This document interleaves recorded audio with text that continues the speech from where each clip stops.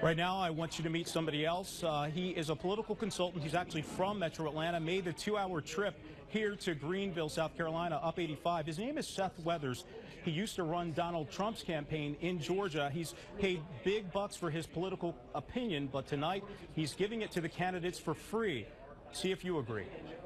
First up, Ted Cruz is here in Greenville looking for votes. I think for Cruz to get out of South Carolina and do well, he's only got one option, that's to go after Trump. So he's got to go after him, but in a way where it's not suicidal. Marco Rubio was also campaigning across town. He admitted he had a bad New Hampshire debate.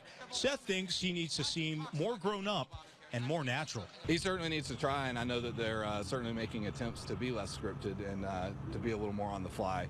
Whether he's able to pull that off or not, I don't know. Donald Trump made an appearance in Florida ahead of its primary. When it comes to advice, Seth seems to be drawing a blank. Trump's the one candidate I probably wouldn't try to give any advice to, because Trump, I mean, he's been doing this on his own for a long time now and doing extremely well. John Kasich was stumping for votes in Malden, South Carolina. His campaign seemed to be on life support, but the Ohio governor got a second wind after the last primary. He placed second in New Hampshire. What does he need to do tonight?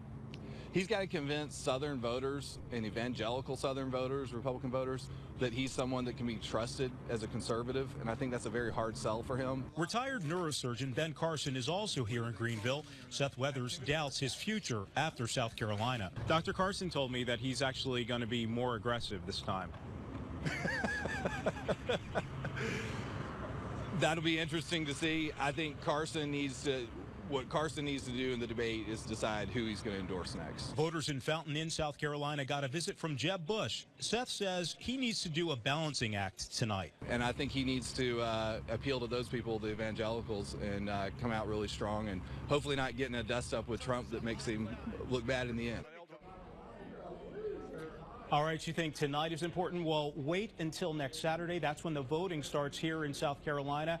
After that, March 1st, that's our all-important SEC primary in Georgia and other southern states. We are live in Greenville, South Carolina at the Republican presidential debate.